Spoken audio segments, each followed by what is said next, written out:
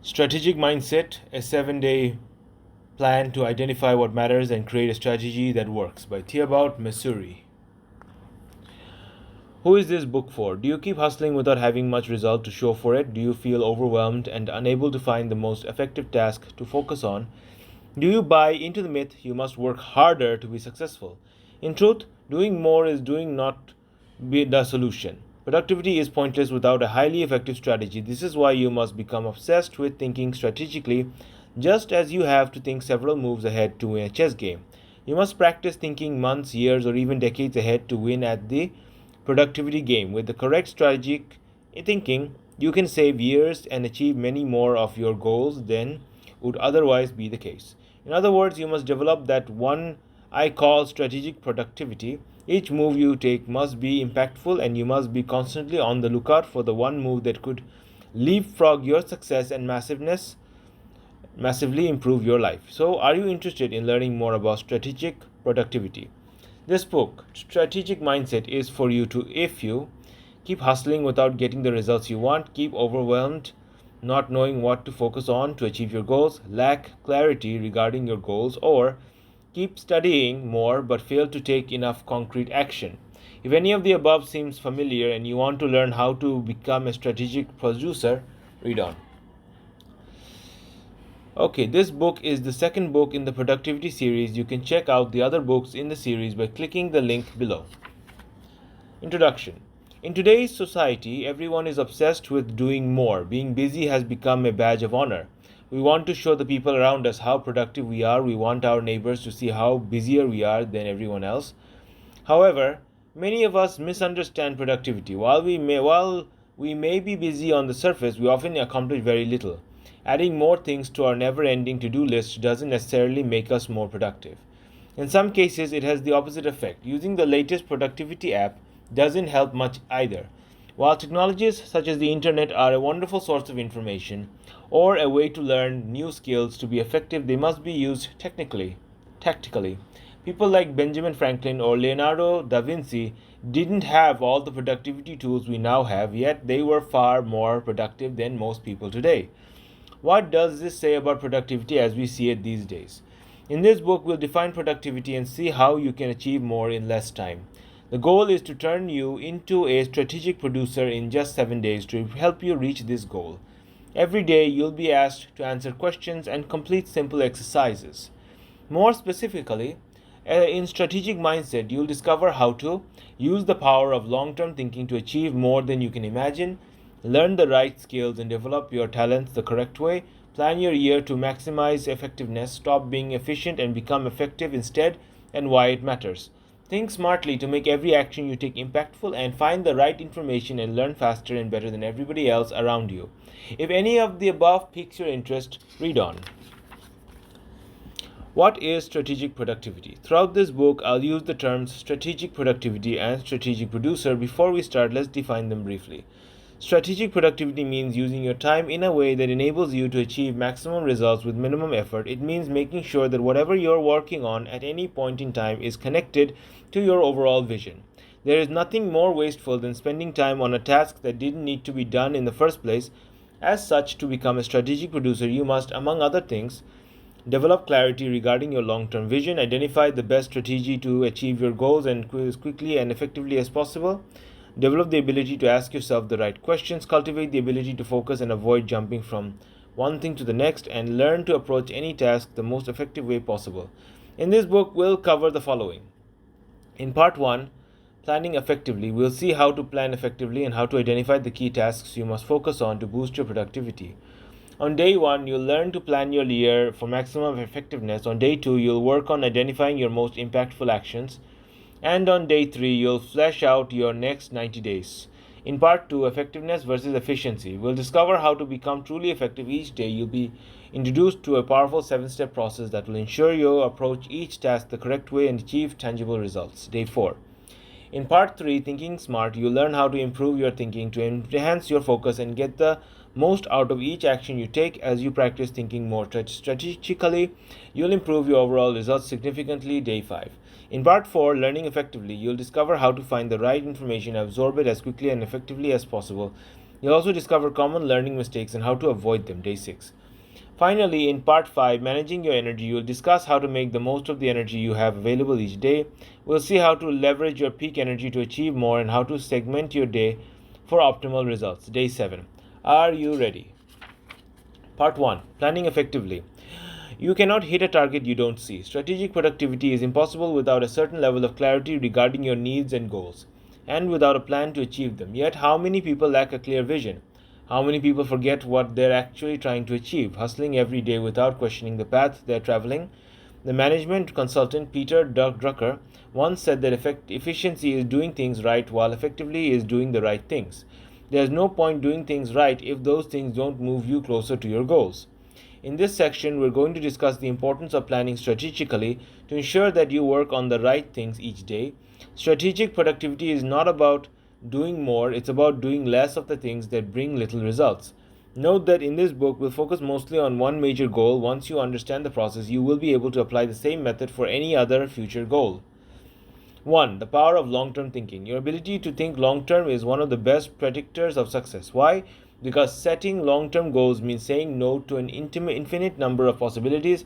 By removing options, you can direct all your energy toward achieving your goals. Once you know where you want to go, you can reverse engineer the steps you need to take to reach your destination.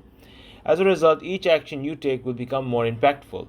When you play chess, your goal is to win. To do so, you have to anticipate your opponent's moves. Strategic productivity is a similar process. You anticipate potential roadblocks and identify key moves.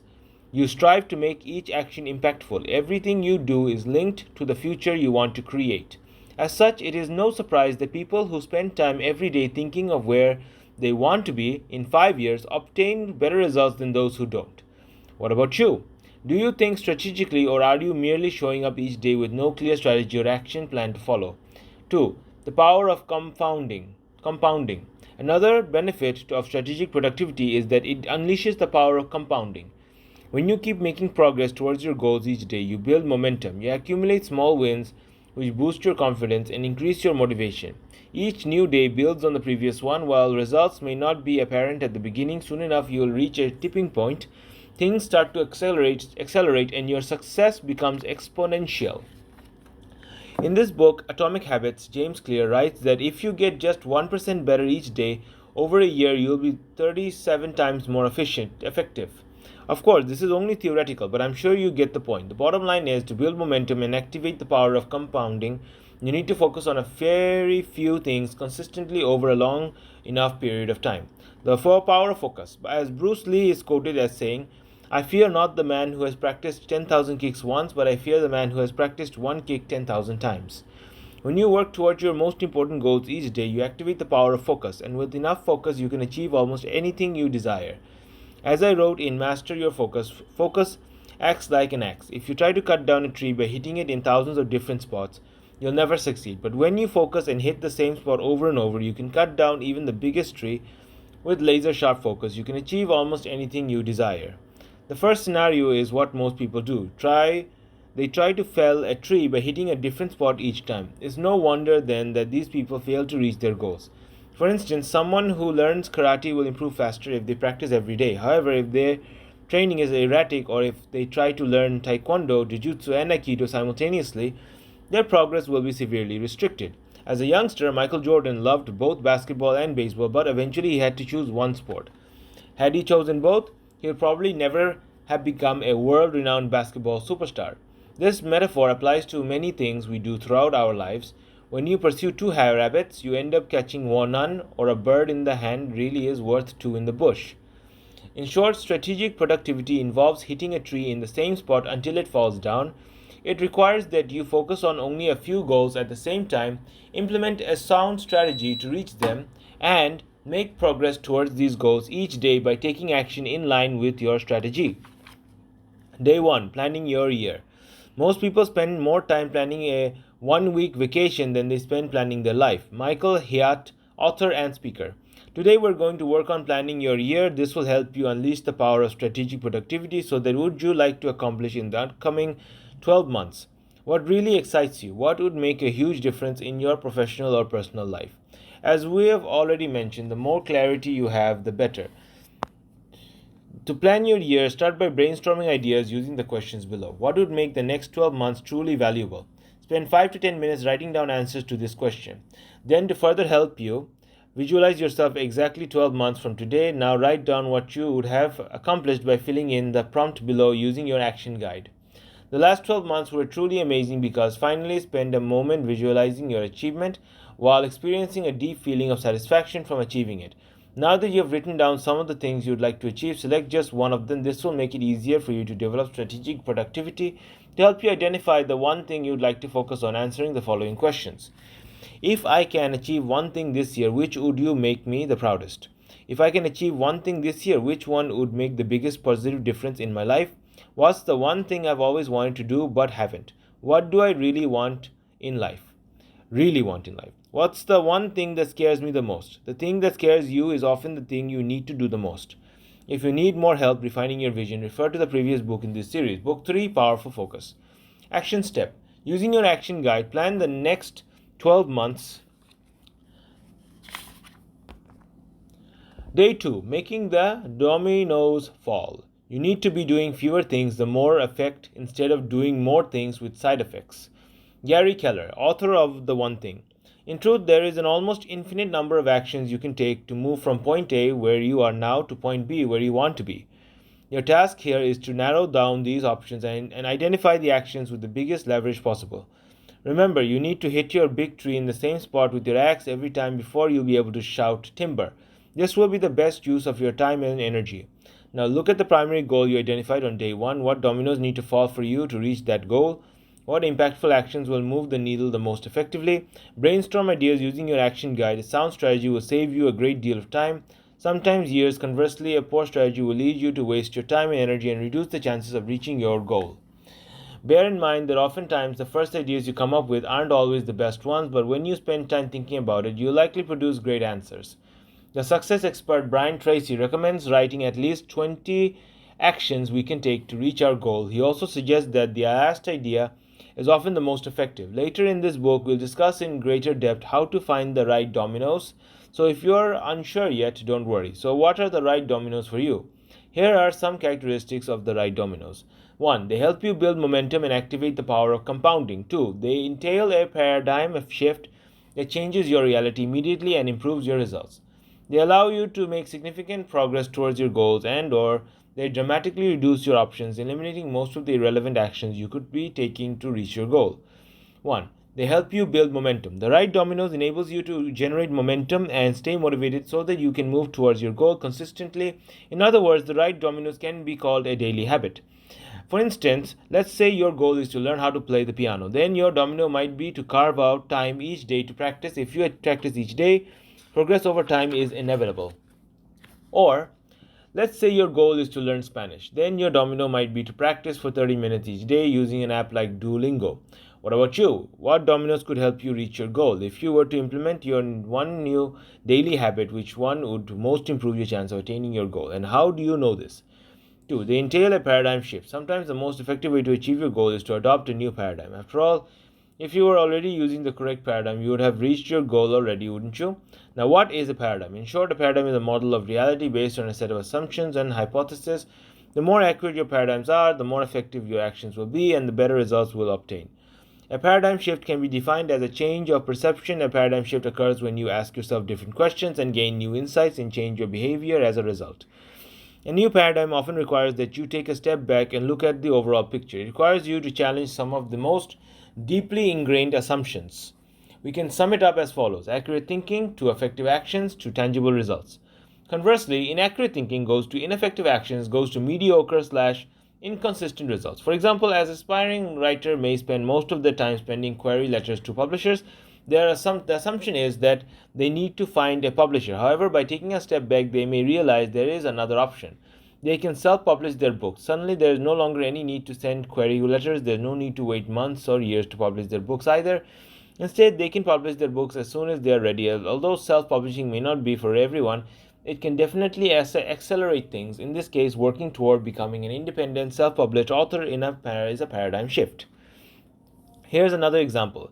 You may have built your identity around the concept of hard work, hustling. While there is nothing wrong with working hard, You may learn that hustling is not the most effective way to reach your goals. In many cases, you will obtain better results by zeroing in on the key tasks while eliminating non-critical ones. Now, review your goal and try to create a paradigm shift by changing the way you perceive it. Use some of the following questions to guide you. What's the fastest way to achieve your goals?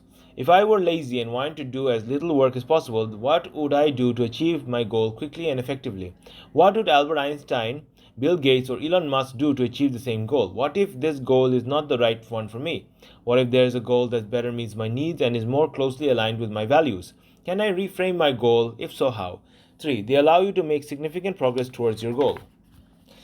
By making the right dominoes fall, you can achieve your goals much faster. In some cases, toppling the right domino may be 100 times more effective than anything else you could be doing instead. Thus, you need to keep looking for specific actions or strategies that could multiply your progress. As Gary Keller wrote in The One Thing, in 2001, I called a meeting of our key executive team. As fast as we were growing, we were still not acknowledged by the very top people in our industry. I challenged our group to brainstorm 100 ways to turn the situation around. It took us all day to come up with the list. The next morning, we narrowed the list down to 10 ideas. And from there, we chose just one big idea. The one thing that we decided on was that we would write a book on how to become an elite performer in our industry. It worked. 8 years later, that one book had not only become a national bestseller, but also had morphed into a series of books which total sales for over 1 million copies. In an industry of about 1 million people, one thing changed our image forever. For me as a writer, the correct domino was simply to write more books in the same niche and in a consistent manner.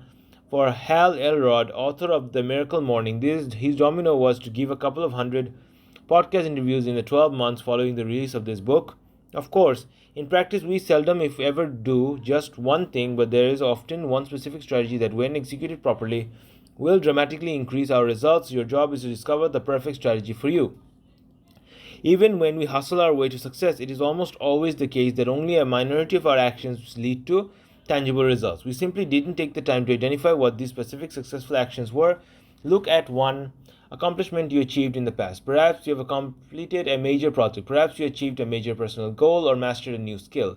Now, did you complete that project, reach that goal, or master that skill because you worked so hard or in spite of it?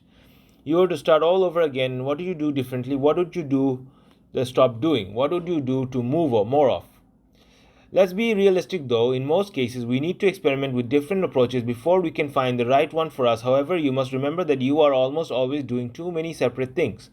I've yet to meet someone who is too focused, but I've met many who are out of focus. What about you? What domino needs to fall for you to reach your major goal? 4. It dramatically reduces your goal options. A sound strategy is not just about what to do, it is also, and perhaps most importantly, about what not to do. If you try to do everything, it means you have no clear strategy. It means you aren't thinking hard enough. Anybody can hustle, but not everybody can think hard enough to make sure they tackle the right tasks. Or, as I like to say, busyness is laziness in thinking. Although I'm pretty sure I read it somewhere, the point is this: a good strategy must narrow your options. It will allow you to develop laser-sharp focus and ensure that your actions are truly impactful. Narrowing down before expanding. Interestingly, most of the largest companies in the world started with a narrow approach. For example, Amazon started by selling books online and expanded to become the world's largest online retailer. Amazon now offers cloud services, AWS, to numerous companies and generates billions of dollars every year with its ad platform. Google strived to create the best search engine possible before going into video content, YouTube ads, Google/YouTube ads, robotics, self-driving cars, and much more. Apple started with the personal computer before successfully venturing into audio players, iPods, smartphones, iPhone, tablets, iPad, TV services, iTV, and so on. Virgin started by selling records, but its founder, Richard Branson, now manages over 400 companies. More interestingly, even though Amazon started by selling books online, Jeff Bezos already had a clear vision for his company. His goal was for Amazon to become the everything store, a platform on which customers and sellers would become together. Ultimately, he wanted customers to be able to buy almost anything they desired on Amazon, but he started with what he thought would be the easiest item to sell online: books. Then he kept adding more and more products. In short, at first he narrowed his approach and dominated a smaller market, and then he expanded over time. This is how most companies grow, because it is almost impossible to dominate an entire industry from scratch. You can apply a similar approach to your personal or professional goals. Narrow your options either by niching down, reducing the number of products or servicing you offer, or limiting the scope of your goals to make them less overwhelming. Such an approach comes with the following benefits. It forces you to clarify your goals, enables you to have tangible results faster, which boosts your confidence and motivation. It limits the amount of time, effort, and resources needed to make progress, and it lowers your resistance by making your goals less daunting. For example, when I decided to become a full-time writer, I chose to go the self-publishing road and focus exclusively on Amazon. My strategy was simply to release books in the same niche consistently month after month, year after year. By following this specific strategy, I purposefully said no to various activities such as coaching clients, creating training courses, doing podcast interviews, holding seminars, or selling books on other platforms, for example, Kobo, Apple, and Google Play. Paradoxically, focusing most of my time and effort on writing books allowed me to gain traction with the Amazon algorithm, which opened up new opportunities with this extra boost of visibility. I received offers from publishers and sold the foreign rights of several of my books in countries such as Russia, Brazil, India, Japan, Portugal, Serbia, and Vietnam. Received invitations to speak on numerous podcasts, and received emails from readers asking whether I offered coaching services. In a sense, writing books consistently in a specific niche became my one thing. It made almost everything else easier or unnecessary. One of my friends tried to land a publishing deal for years. Being unsuccessful, he traveled along the self-publishing road instead. A few years later, as he became a successful author, he was able to sell the foreign rights of his book in over a dozen countries, and this time he didn't even have to contact publishers first, they contacted him. The point is, some strategies, when executed successfully, can greatly accelerate your success. What about you? How could you narrow your options, and what single action could dramatically reduce your options and enable you to make incredible progress towards your goals? Action step. Using your action guide, identify the right dominoes you need to topple out to maximize your odds of reaching your goal. Ask yourself the following questions. What single repeated action will enable me to build the most momentum? What new paradigms could I adopt? What specific strategy would have the biggest possible impact and allow me to make the greatest progress? What one thing would reduce my yield of options and make almost everything else easier or unnecessary? Day 3. Planning your 90 days. The best thing about the future is that it comes one day at a time. Abraham Lincoln, former President of the United States. Now that you have selected the specific goal to focus on this year, you can begin to reverse engineer the process that will allow you to achieve it. Often people set goals at the beginning of the year as part of their New Year's resolutions, but we all know what happens next, right? They give up on them after only a few weeks at best. Instead of setting yearly goals, I recommend you to focus most of your attention on the next 90 days. Why 90 days? Because 90 days is the perfect perfect length of time to make tremendous progress towards your goals. At the same time, it's not so far in the future that it makes your goals too distant or too vague. Conversely, you can almost see the finish line. We can summarize the benefits of setting 90-day goals as follows. They make your goals more tangible. Having implemented specific milestones, your goals will become much more real. You can see them more vividly, which motivates you to take the necessary actions. They force you to create a more detailed blueprint. Having little time to reach your goals, you have to refine your plan and identify the key tasks more precisely. They create a sense of urgency. You don't have much time and you must ensure you're making progress towards these goals every day. You have no time to slack off. They encourage you to measure your progress more consistently. You have to check that you're on track to hit each milestone more often. For instance, you can set a goal of losing 5 pounds of excess weight in the next 90 days instead of 20 pounds over the whole year.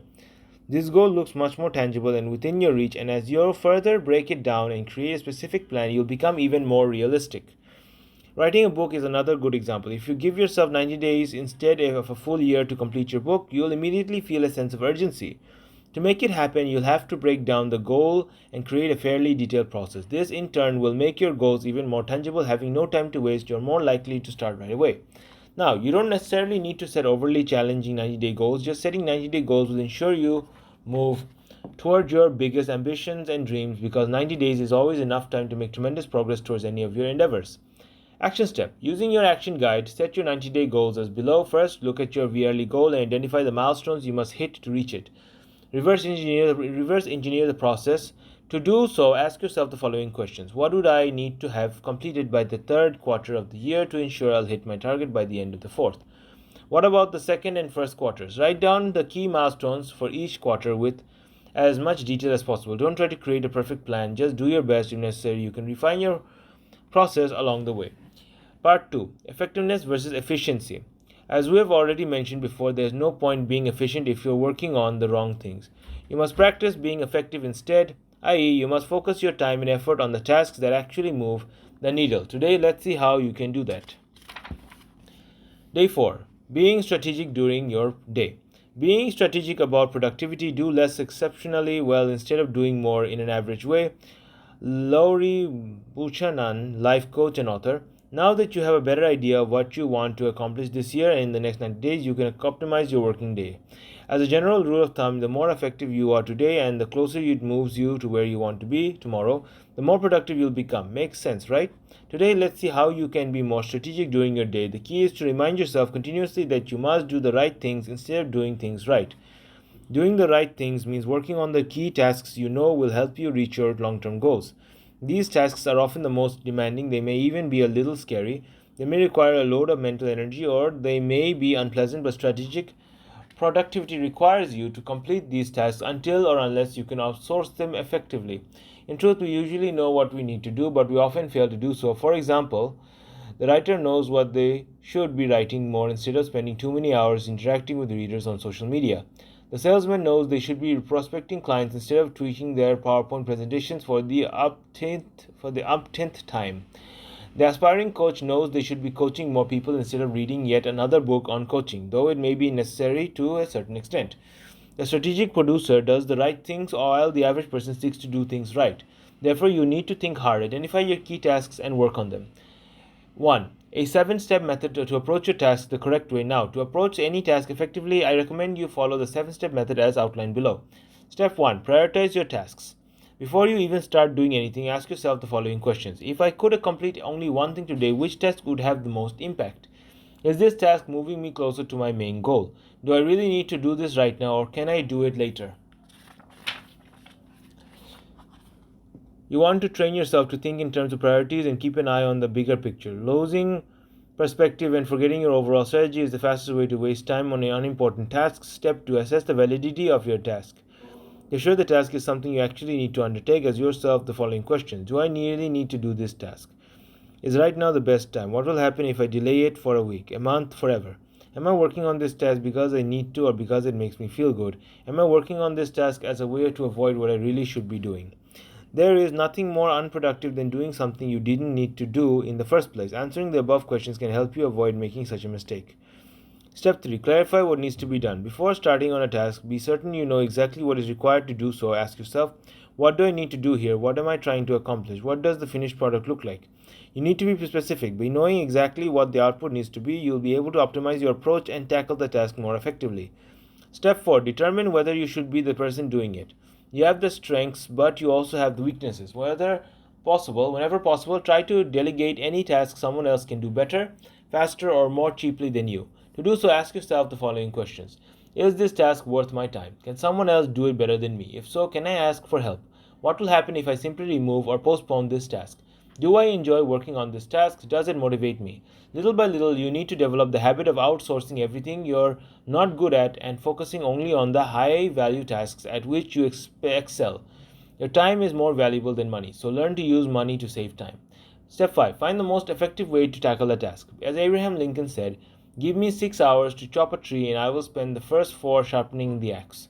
Just taking a few minutes to consider the best way to approach the task can save you so much time in the long run. Ask yourself the following questions. What tools can I use, people can I ask, or method can I rely on to complete this task as efficiently and effectively as possible? What skills could I learn to help me complete this task faster in this future? For instance, let's say you have been asked to create a presentation at work rather than creating it from scratch. Why not reuse or modify materials from a previous presentation? Always aim to utilize existing templates, methods, or knowledge. Be smart. The last thing you want to do is reinvent the wheel, right? To sum up, before tackling any task, take a few minutes to work out the best possible way to approach it. This habit alone will save you a great deal of time and effort down the road. Step 6. Batch the task with other similar tasks. Some tasks can be combined with other tasks that require the same type of effort or preparation. For instance, many YouTubers block one full day a week or even an entire month to record videos as opposed to creating one video every day.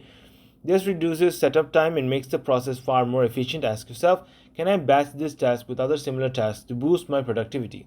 Step 1. Automate your task. Finally, you should look for ways to automate your task, especially if it's a repetitive one. Ask yourself, can I create templates to reuse every time I work on this or similar tasks? For instance, you could design templates for the specific emails, presentations, or documents you need to create repeatedly. Can I create a checklist? Checklists provide you with specific steps to follow, making it less likely you'll forget a step or become distracted. Practice this 7-step method on a regular basis until it becomes second nature and you'll be able to use your time much more strategically. Action step. Print out the 7-step method included in your action guide. Go through each step with at least one task today. Practice the 7-step method with more tasks until you've internalized it. CEO/COO/employee framework. Another tool to help you be more strategic during the day is what I call the CEO or COO employee framework. This framework entails giving yourself different roles during the day to increase your strategic thinking and boost your productivity. To explain it in simple terms, the CEO plans the day, the COO looks for ways to improve the system, and the employee executes the task without overthinking them. The benefits of using this framework are as follows. Removal of friction. As you schedule specific tasks each day, you can move from one task to the next more easily and reducing the risks of becoming distracted. Decreased self-doubt. This builds on the previous point. Since you've already decided what you'll focus on during the day, you'll be less likely to question your approach, work on unrelated tasks, or become distracted. In other words, you'll give less room for your mind to come up with excuses. Enhance strategic thinking. By taking time each morning to plan your day, you'll become better at thinking strategically. As a result, each action you take will be more effective. Increased self-reflection. As you dedicate a few minutes to reflect on your day, you develop more self-awareness by learning more about yourself and the way you speak, where you work. You'll be able to optimize your work and boost your productivity. Now, let's see briefly how you can start using the CEO, COO/employee framework today. To utilize this framework, you must first plan your day each morning. CEO, while getting the buy-in of the employee, that is, you as the employee should know the specific tasks you work on, why you must work on them, i.e., how does it fit your overall strategy, and how you will approach them for maximum effectiveness. Refer to the 7-step method described earlier. Having the buy-in of the employee will make it easier for you to accomplish your tasks. If you doubt your ability or motivation to complete a certain task, take note of it and make adjustments by changing its scope, giving yourself more time, or eliminating it when relevant. Finally, at the end of the day, assess how your day went. COO. Determine what went well and what could be improved. Perhaps you miscalculated the time needed to complete a task, or perhaps you approached a task in a suboptimal way, or perhaps you procrastinated. To conclude, planning your day will boost your productivity by ensuring you stay focused on your priorities. The more you follow the 7-step method and practice the CEO, COO employee framework, the more strategic you will become and the better the results you obtain. To learn more about this framework, you can refer to my book, Master Your Time. Action step. For using your action guide, practice asking yourself the following questions at the start of each day. CEO, exactly what tasks do I need to complete today? Employee, do I know how to complete the tasks? Do I have the skills or tools to complete them? Do I know why I need to do these tasks? Am I on board? Am I committed to doing them? If I feel inner resistance, what can I do to overcome it? COO, what did I do well today? What could I have done better? What could be improved and exactly how? Then take a pen and sheet of paper and write down the 3 main tasks you'd like to complete today and start work. Part 3. Thinking Smart. Part 3. Thinking Smart. To make strategic productivity part of your life, you must practice thinking well. In this part, we'll see how you can achieve this. People who ask themselves the right questions build a more effective model of reality and achieve better results. This works as follows.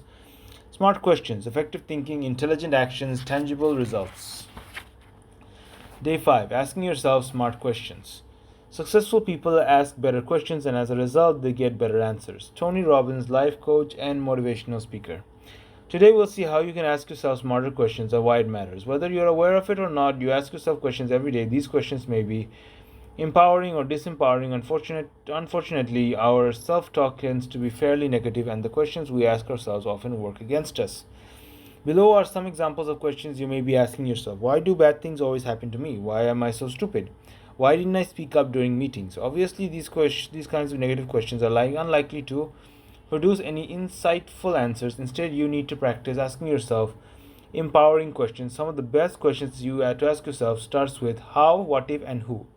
Let's review some examples. How questions.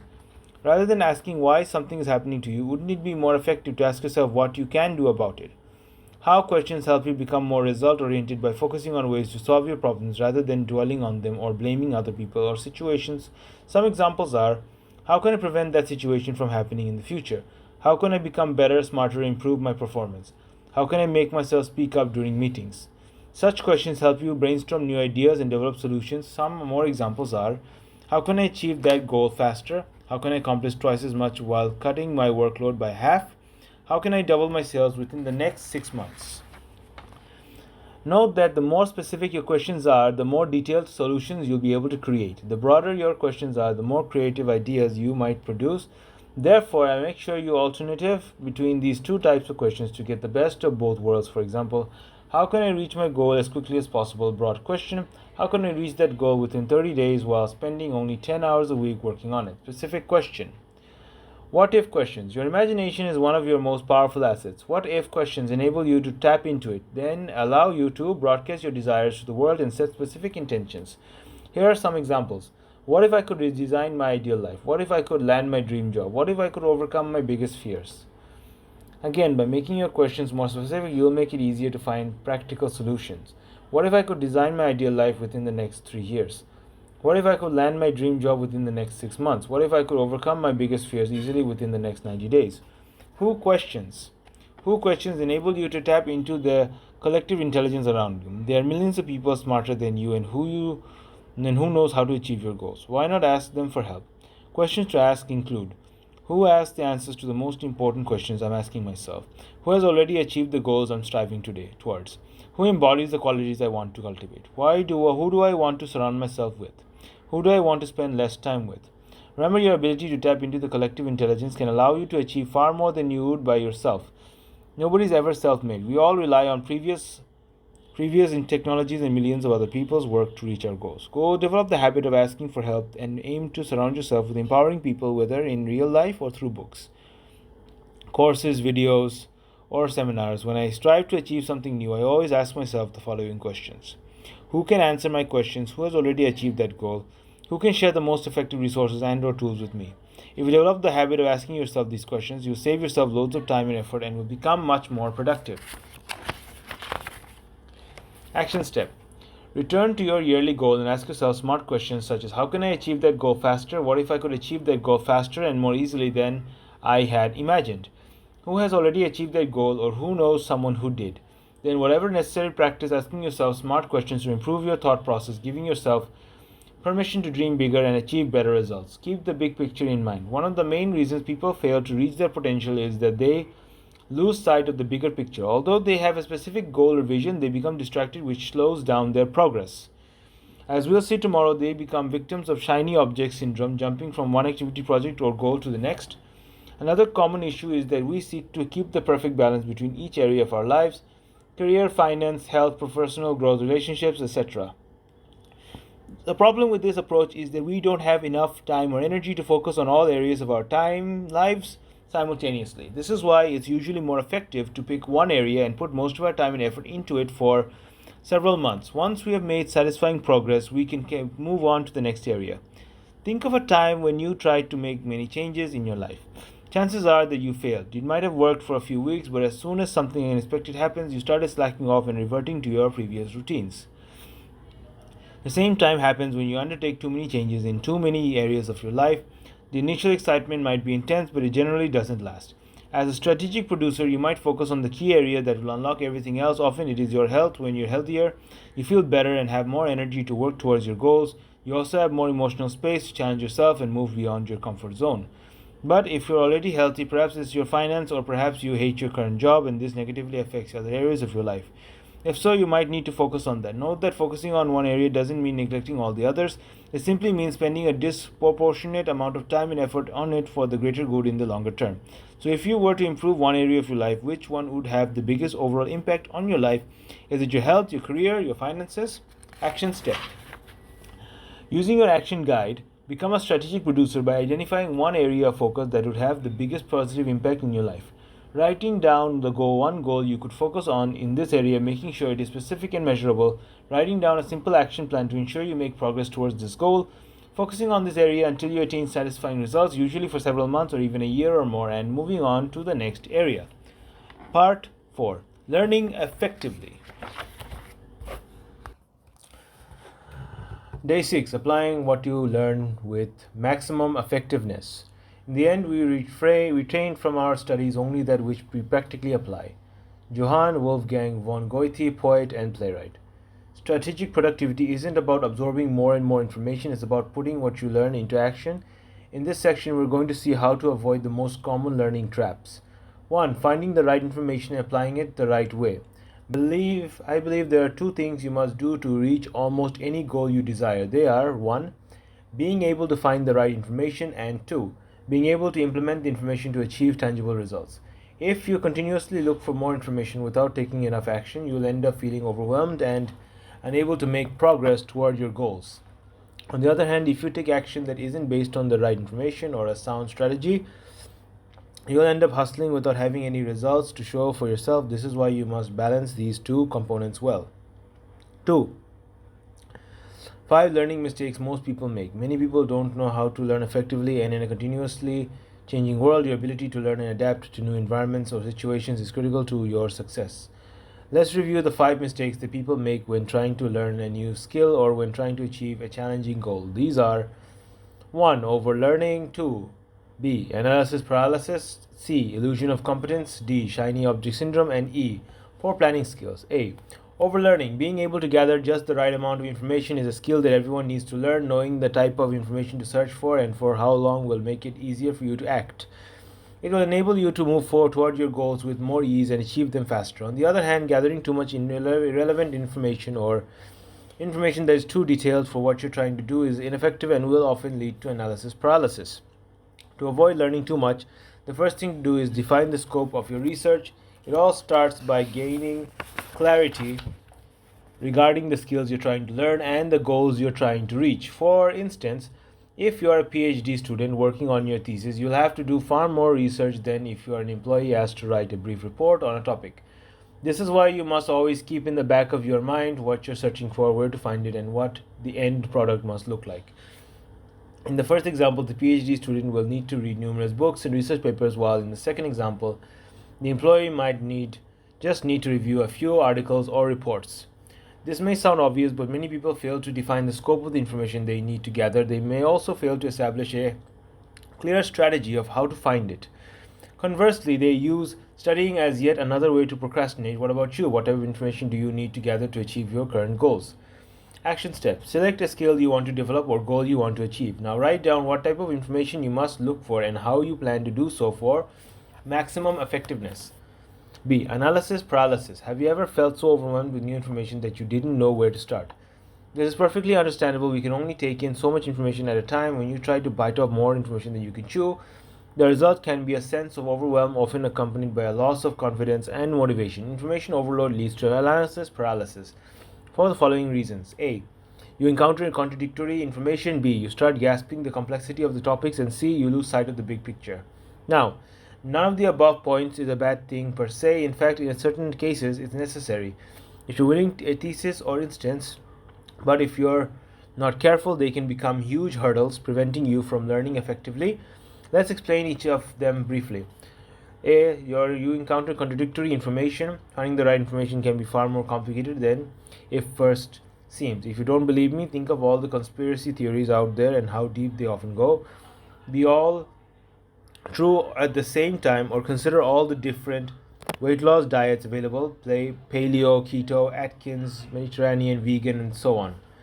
As you look for more data, you'll encounter pieces of information that directly contradict each other. The more you come across such information, the harder it will become to make decisions, and the less likely you are to take action. Analysis paralysis. For instance, imagine you are a sports coach and you are trying to sell your first online training course, looking for ways to sell lots of different courses. You listen to several marketing gurus. Great news, they all seem to have the magic pill you need. The problem is the pill is different each time. Examples of marketing tools include creating a Facebook group, marketer number 1, creating a YouTube channel, marketer 2, doing podcast interviews, marketer 3, getting a testimonial from an influencer in your field, marketer 4, promoting your training course on social media, Instagram, Facebook, Twitter, or LinkedIn, marketer 5, create more courses, marketer 6, running Facebook ads, marketer 7. This is a hypothetical example, but it goes to show you how easily you can become overwhelmed with advice. We'll see later on how to deal with this issue effectively. B. You start grasping the complexity of the topics. You can always go deeper with your learning. Many researchers spend decades on highly specific topics and still feel they've barely scratched the surface. For instance, some entomologists spend decades studying ants, others dedicate their lives to the study of primitive cultures. To give you a more concrete example, I have a friend who has spent years studying hidden Christians in Japanese villages during the Edo period, 1603 to 1868, 51. Now, in most cases, you don't actually need to know that much on any topic when you first conduct research into a topic. Your goal is to gain a decent understanding of it fairly quickly, but as you dig deeper, you'll perceive more nuances and grasp the complexity of the topic. The big picture will give room for a tinier and tinier pictures. Soon you'll find yourself unable to assemble all the pieces of the puzzle, i.e., the nuanced information you have gathered to complete the puzzle, i.e., the big picture. In other words, you'll miss the forest for the trees. As a result, you'll feel overwhelmed. The key is to identify whenever this happens. It's not that hard to spot. Simply observe yourself and see when things start to become confusing. Look for signs of frustration, loss of confidence, or lack of motivation. This often means that you're biting off more than you can chew. When this happens, take a step back, zoom out, and focus on the bigger picture. For instance, imagine you're carrying out research for an article you'd like to post on your blog. You read through a couple of books you just bought. As though you keep reading, you delve deeper into the topic. You understand more and more nuances and come across dozens of studies, countless stats, and various anecdotes. Inevitably, you begin to feel overwhelmed. Instead of gaining understanding about the topic, you become increasingly confused, unable to put the pieces of the puzzle together. Now, the better way is to consume only relevant information, starting with simple articles or brief videos introducing the topic. Then you can dive deeper if needed, but just do it later. The bottom line is you must take in less information and take more action. Now, C. You lose sight of the big picture. When you try to absorb too much information, you risk losing sight of the overall picture. As you begin to see more detail, you'll find it harder to eliminate the unnecessary information and retain only what you need. It all becomes blurry in your mind and you end up confused. Illusion of competence. Another issue many people face when studying is what is referred to as the illusion of competence. Put simply, this is the belief that you are learning, while in reality you are not. Just because you spent hours doing something doesn't mean you're actually making progress. You can play tennis with your friends every Sunday for years, but unless you actually set a clear intent to improve your game, example by hiring a coach, you probably won't. Whenever you learn something or work toward the accomplishment of a goal, be honest with yourself. Are you making actual progress? Are there ways you could make progress faster? As you do this, you realize that you tend to choose what's easy and what makes you feel good rather than what's effective and difficult to do. If you wish to learn faster than almost anybody else, you must do what's hard. Shiny object syndrome. D. Do you keep jumping from one task to the next? Do you buy book after book or watch video after video without seeing any improvement? If so, you might be a victim of the shiny object syndrome. Developing shiny object syndrome simply means you have difficulty sticking to something for long enough to achieve tangible results. Instead, you jump from one thing to the next like a kid who received too many new toys on Christmas Day. Shiny object syndrome is one of the main reasons people fall short of their objectives and fail to achieve any of their major life goals. Learn to overcome it and your productivity will skyrocket. E. Poor planning skills. Another issue you might face is that you have failed to establish a specific learning schedule and strategy. As a result, you are disorganized, which makes your learning ineffective. For instance, you may be learning more than you need to or learning in a suboptimal way. To avoid this mistake, you must ensure that you have identified exactly what you're trying to learn as well as the best way to go about it. This is what it means to be a strategic producer. We'll discuss how to do this in the next section. How to learn effectively. Number 3. Now, know that we have covered the main learning traps. Let's see what you can do to learn effectively. To optimize your learning, you must reduce your input and increase your output. You need to absorb less information while taking more action on what you're learning. If you can do this, your ability to learn will dramatically improve. To stop overlearning, take a step back and define precisely. Number 1, what you're trying to learn, which will help you identify the type of information you need to gather and how deep you need to delve. Number 2, why you need to learn it, which will help to ensure what you're learning is in line with your overall strategy. Number 3, what the final result will look like. Getting a clear picture of the final output will help you refine your approach. You'll be able to ask the right people, read the right books, and study more intelligently. The best way to learn it, once you've identified the best approach, you'll be able to design an effective plan of action. For instance, let's say you want to learn a foreign language. First, you need to decide what exactly you're trying to learn. Do you want to be able to have a conversation in that language? Do you want to read classics in that language? Or do you want to use it for business? Your learning approach will change depending on your goal. For example, if you want to read books in a foreign language, you might spend more time studying grammar and reading as opposed to speaking. However, if you simply want to hold conversations in your chosen language, you'll need to concentrate on speaking rather than reading. Second, you must also know your reason for learning it. How does it help to accomplish your goals? How does it align with your vision when most of what you learn is a stepping stone towards the achievement of a bigger vision or dream? Your motivation will be higher and you'll be much more likely to persevere until you succeed in reaching your goals.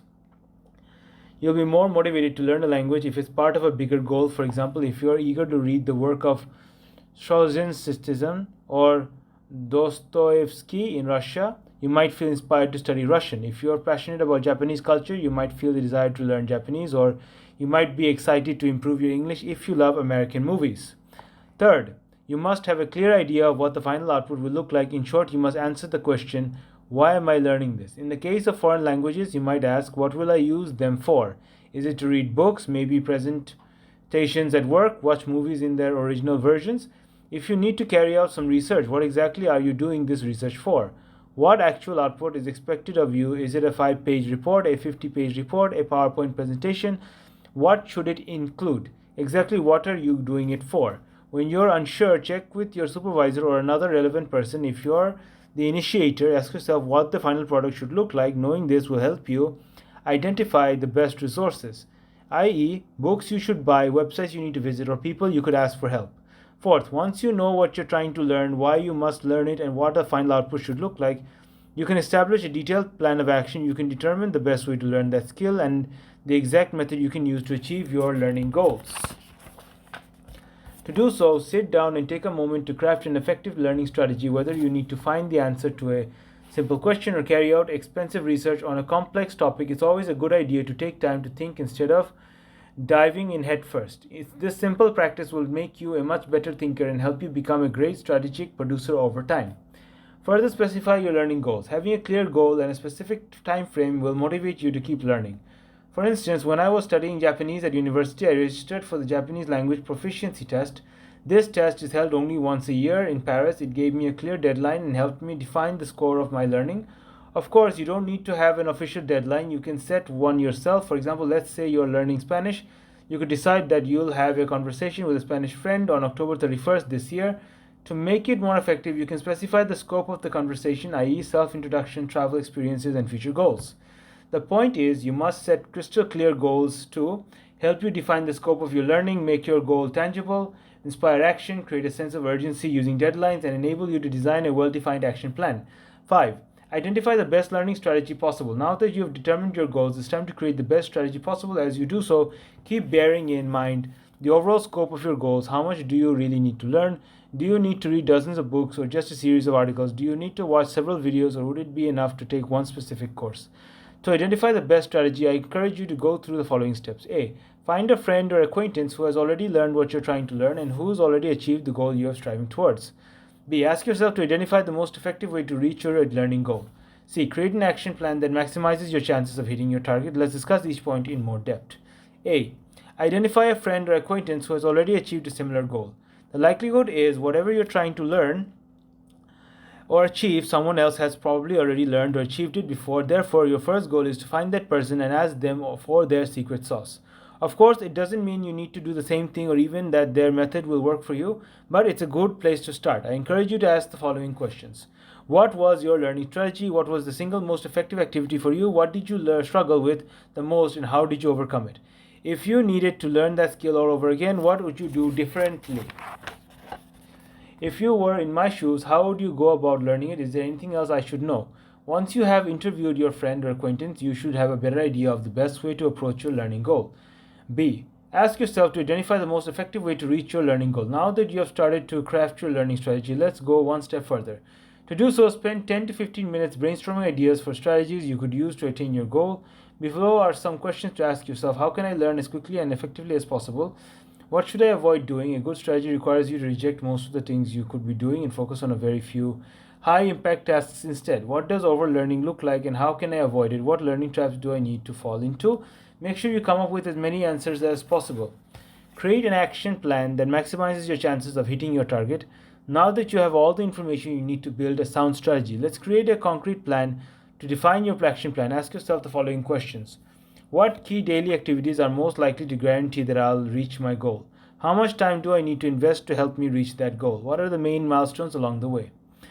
Action step. Change your ratio of learning versus doing by striving to do more and learn less. Select one learning goal and create a simple action plan. To do so, make sure you define exactly what you're trying to learn and its scope. Identify the best way to learn by conducting research and asking friends, and create a simple schedule to make the consistent progress. 6. Learning the right skills. What skills do you need to learn to reach your long-term goals? Leadership skills, writing skills, public speaking skills, Excel spreadsheet skills, and how should you prioritize studying them? To be truly productive, you must learn the right skills. In this section, we'll discuss what I mean by the right skills and how to identify what these are for you. Identify key skills you must learn. There is an almost infinite number of skills you could be learning, but your time is limited, so you must choose well.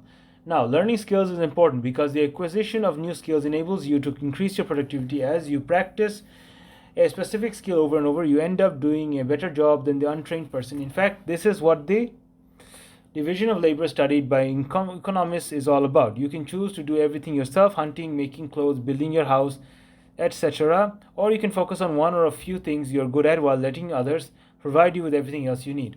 But what key skills should you learn and why? The answer depends upon what you're trying to accomplish, but that doesn't help, does it? Now let's review a few things before you start learning any skills. Below are the key components to take into action. A. How does this skill help me reach my long-term goals? To be truly strategic with your time and energy, you must use them to build the necessary skills to hit your goals. For instance, if you want to be a writer but you don't spend any time writing, you'll never reach your goals. Similarly, if you want to become a teacher but have poor communication skills, you struggle to teach no matter how knowledgeable you may be. Now think of a major goal you want to achieve. Then ask yourself, what specific skills do I need to achieve to maximize my chances of achieving this goal? Do you need to improve your sales skills, writing skills, leadership skills, organizational skills? To sum up, when it comes to strategic productivity, you must ensure that you identify the core skills you need to develop to reach your goals. Then you must implement consistent habits and practical training skills to enable you to acquire these skills. What skills will have the biggest leverage? B. Not every skill carries the same weight. Some skills are more important than others. The most valuable ones are what I would call the meta skills. Meta skills can spread across several areas of your life and or make the acquisition of other skills easier. For instance, your ability to learn quickly and effectively is a meta skill. Once you know how to acquire new skills or knowledge, it will have a positive impact on everything you learn moving forward. Meta skills are really powerful. I'd like you to think of meta skills you could develop. Some examples are learning how to study effectively. Acquiring knowledge faster than anybody else gives you an enormous competitive edge in every single area of your life. Communicating clearly, being able to share your thoughts and ideas clearly will enhance your influence, be it at work or in your personal life. Listening attentively, being fully present and listening carefully to people will enable you to improve the quality of both your personal and your professional relationships. What about you? If you were to acquire or further develop new skills, which ones would have the biggest impact on your long-term productivity? Remember, developing just a couple of skills can dramatically improve your productivity and your life. What skills act as bottlenecks? What skills leverage your strengths? Whenever you seek to acquire new skills, you make trade-offs. In other words, when you choose to learn a skill, you also choose indirectly not to learn other skills during that same time. This is why you must be strategic. Should you improve on what you do poorly, or should you put all your effort into improving what you're already good at? The answer will vary depending upon your goals. In general, I believe it's more effective to focus on your strengths. However, in some situations, you might be better off working on your weaknesses. Here's how to think about it.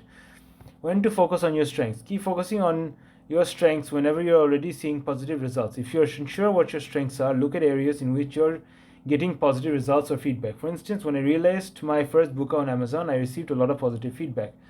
As a result, I decided to dedicate a large chunk of my time to writing more books. However, if the feedback had been overwhelmingly negative, I would probably have given up and focused on something I was better at. On the other hand, I'm not great on camera. Other people would obtain far better results with far less effort. As a result, I choose not to spend too much time on improving my speaking skills for now. When to focus on your weaknesses. Focus on your weaknesses when they become obstacles standing between you and success. For instance, if I decide today that I want to appear on dozens of podcasts to increase my visibility and sell more books, which I believe is a pretty decent strategy, I will spend more time improving my communication skills. Or imagine someone whose brother died from a drug overdose and who made it their mission to help kids stay away from drugs. If they choose to deliver their message to schools across the country, it would make sense for them to overcome their shyness and or poor communication skills. What about you? Are there any bottlenecks that stand between you and the success? If so, do you need to address them? You might also want to focus on your weaknesses when they negatively impact your self-esteem. For instance, if you need to do presentation at work and feel terrible every time you stand in front of an audience, work on your presentation skills might be a good idea. If you feel ashamed of yourself because you can't use Excel properly, improving your spreadsheet skills might be a smart move. Now, the bottom line is this: work on your weaknesses when they're clearly an obstacle or when they affect your sense of self-worth. Otherwise, consider ignoring them or have someone help you out by delegating or outsourcing these tasks whenever possible. D.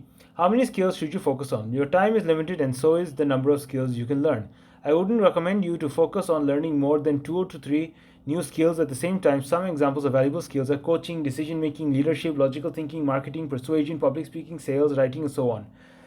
Again, whatever skills you choose to cultivate, make sure they are aligned with your goals. By combining 2 or 3 skills and achieving a high level of proficiency in each, you can gain a competitive edge over most people and carve out your own path. For instance, there are many great independent writers and there are many great marketers, but very few writers are also good marketers. These are usually the ones who end up being the most successful, i.e., selling the most books. Become excellent at the 2 or 3 most important skills needed to reach your goals, and you will be well on your way to attaining them. Action step. List all the skills you need to learn to reach one of your biggest long-term goals. Select the 2 or 3 skills that will have the biggest positive impact and will maximize your chances of reaching your goal. Then rank them in order of importance. Additional tip. When looking for skills to focus on, make sure they inspire you. Unless you're motivated, it's unlikely you'll reach an expert level in any skill.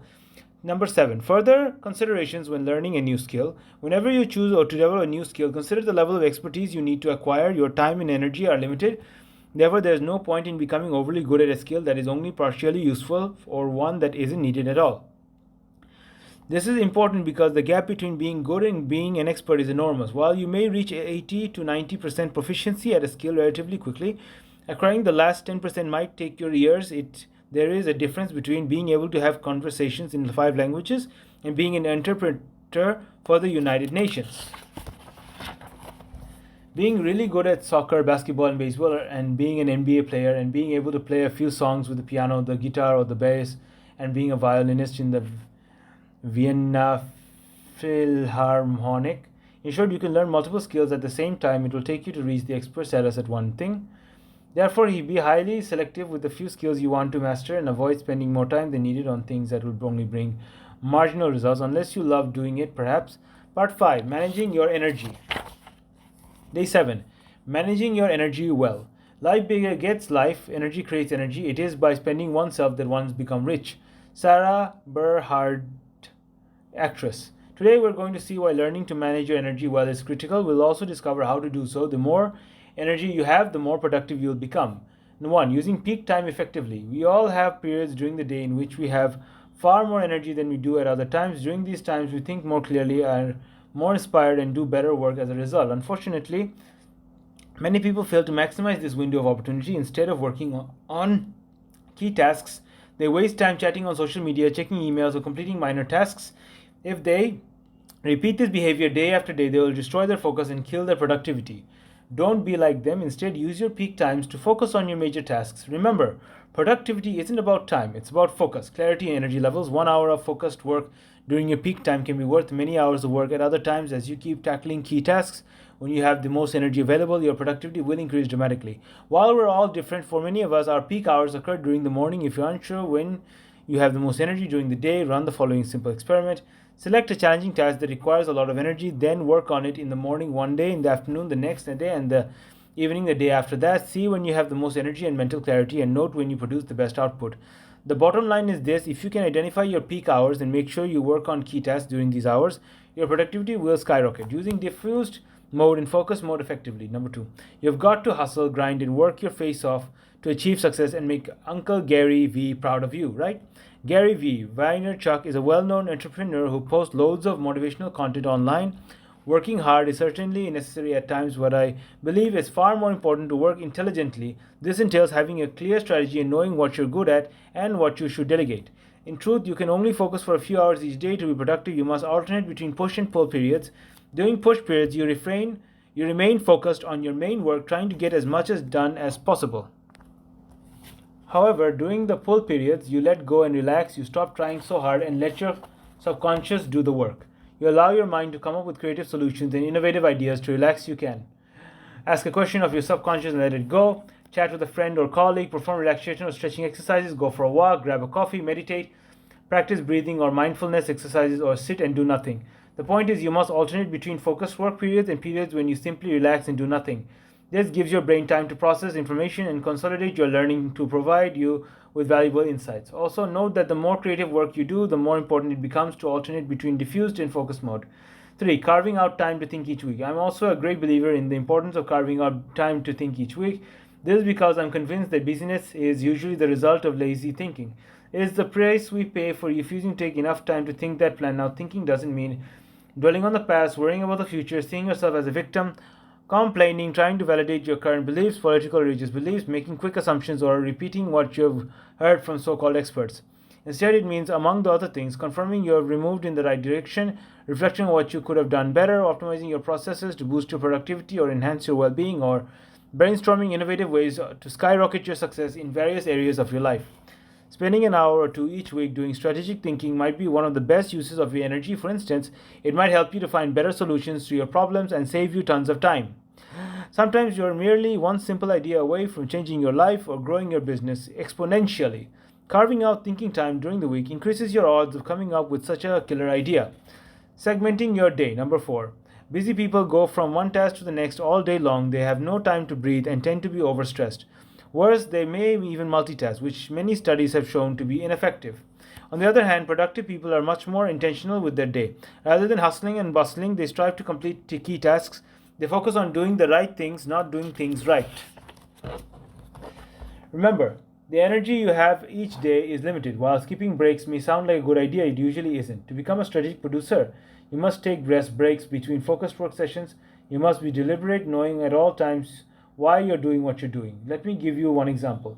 Person A works all day long, barely taking any breaks. Person B determines exactly what they will focus on and works with intense focus for 45 minutes before taking a 15-minute break. Then they repeat the process. Now, who do you think will be the most productive, person A or person B? You might think person A will be the most productive. However, in the real world, person B will be more deliberate and focused, and as a result, more effective. Taking frequent breaks will allow person B to recharge their battery and to get ready for the next work session. On the other hand, person A will tend to waste time on minor tasks or become distracted. Not taking breaks, they will feel more tired, which often leads to poor decision making, i.e., working on ineffective tasks, making more mistakes, etc. Person A will also experience more stress and will likely end up feeling overwhelmed. This is why I encourage you to segment your day to do so. Decide what to work on, set specific goals for the day and for each work session. Take regular and ample rest breaks between each work session. Stay focused on your main work. Whenever you notice yourself being distracted, make a conscious effort to refocus on your task.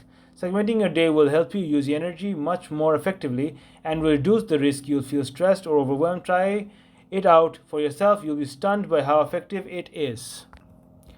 Action step. Using your action guide, rate yourself on a scale of 1 to 10, 1 being false and 10 being true for the following. I make the most of my peak time every day. I use diffused mode and focus mode effectively. I carve out time to think each week. I'm intentional in the way I run my day and I segment it effectively. Conclusion. You can be busy or you can be productive. The choice is yours. In a world where we have access to more information than we can possibly absorb, our ability to craft a crystal clear strategy, find the right information, and take effective action until we reach our goals is our superpower. In the past 7 days, you've made significant progress towards becoming a strategic producer. Now it's very likely you'll become distracted. Sooner or later, you might chase the next shiny object, or you might get lost in meaningless tasks that don't move you any closer to your goals. But this is okay. It's part of the process. When this happens, take a step back and look at the forest, not the trees. Refine your overall strategy, focus, and take consistent daily action to move you forward the vision you want to create. Remember, people who have a clear vision and specific plan of action will almost always achieve more than people who don't. How could it be otherwise? Therefore, create a solid plan, find the best strategy, and identify the most impactful actions you could take to reach your goals. Then, using the content from this book, develop the mindset of the strategic producer. Whenever you face a new task, ask yourself whether it's clearly the best use of your time. If you do this consistently, over time you'll become one of the best strategists you know. More importantly, you'll reach most of your goals, even the ones that seem difficult or perhaps impossible right now. It's now up to you to perform the work and achieve the results you aspire to. I can't do the work for you, but I can wish you all the best in your future endeavors. Thibaut Meurisse.